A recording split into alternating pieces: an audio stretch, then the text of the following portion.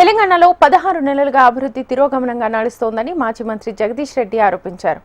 సమస్యను పరిష్కరించాలని కాకుండా అబద్ధాలు విమర్శలు చేసి తప్పుకుంటున్నారని ఆరోపించారు.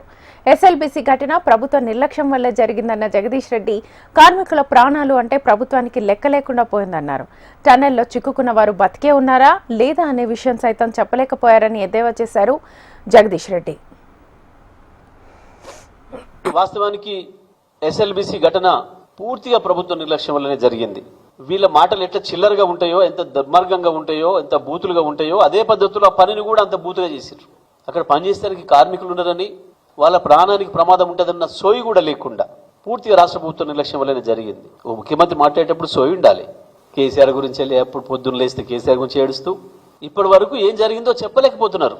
మనుషులు బతుకున్నారా లేరా, ఏం జరిగింది, వార్తలు వచ్చినాయి. వాస్తవానికి దేనికి దాచిపెడుతున్నారు? అసలు ఎందుకు ఈ రహస్యం? వచ్చిన నిపుణులను కూడా స్వేచ్ఛగా స్వతంత్రంగా పని చేయనివ్వడం లేదు. పెద్దలు నేరస్తులుగా తేల్తారు కాబట్టి ఏదో దాచిపెడుతున్నారు. శ్రీశైలంలో ఎందుకు నిపుణులు ఇస్తున్న నివేదికల్ని బయట రానియకుండా ఆపుతున్నారు?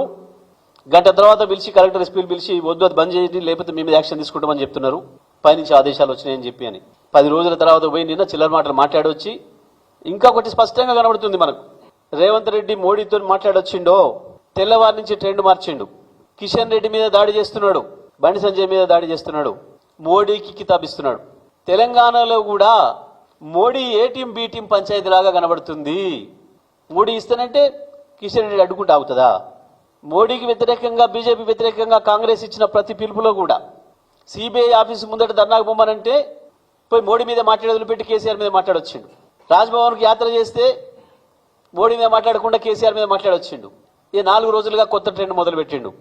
కేవలం పదవిని కాపాడుకోవడం కొరకు, సంపాదించుకుంటున్న ఆస్తులు కాపాడుకోవడం కొరకు మోడీ భజన చేస్తూ బహిరంగంగానే నిసిగ్గుగా దొరికిపోతున్నాడు.